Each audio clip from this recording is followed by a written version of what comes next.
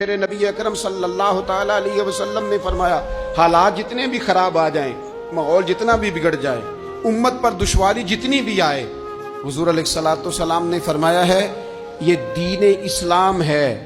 یہ مسلم کے لفظ ہیں، حضور فرماتے ہیں یہ دین ہمیشہ قائم رہے گا، اور فرمایا ایک جماعت ہوگی پوری میری امت کی جو دین اسلام کے دفاع میں کام کرتی رہے گی، جدوجہد کرتی رہے گی، کوشش کرتی رہے گی، ہمت کرتی رہے گی۔ میرے عزیز حضور نے فرمایا ہمیشہ یہ دین قائم رہے گا، اور ایک جماعت ہمیشہ اس دین کے لیے کام کرتی رہے گی۔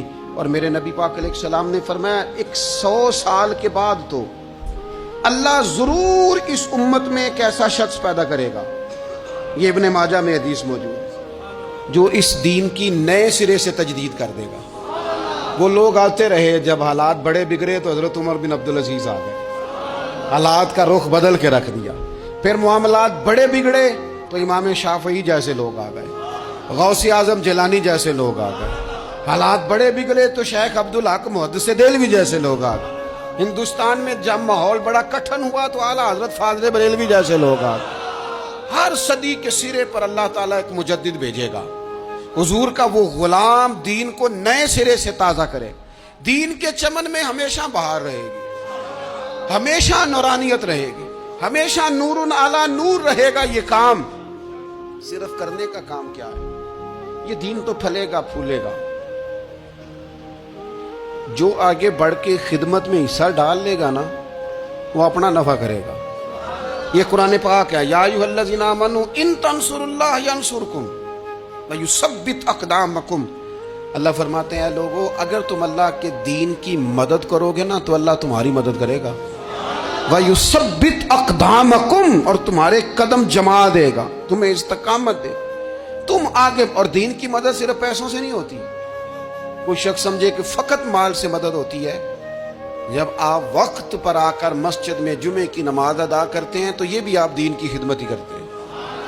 جب آپ دینی اجتماعات کی رونق بڑھاتے ہیں تو یہ بھی آپ دین کی خدمت ہی کرتے ہیں۔ جب آپ کسی دین کے طالب علم کا حوصلہ بڑھا دیتے ہیں نا، بیٹے بڑی بات ہے قرآن پڑھتے رہنا، یہ بھی آپ خدمت ہی کرتے ہیں۔ جب آپ دین کے بارے میں کسی جگہ بیٹھ کے اچھی بات کر دیتے ہیں، یار اللہ کا فضل ہے ہمارے دین میں یہ خیر اللہ نے رکھی، یہ بھی آپ دین کی مدد ہی کرتے ہیں۔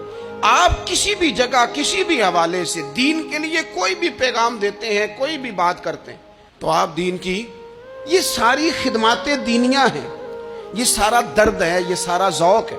ہم اپنا اپنا حصہ جس طرح بھی ملا سکے دین کی حمایت میں، دین کی مدد میں۔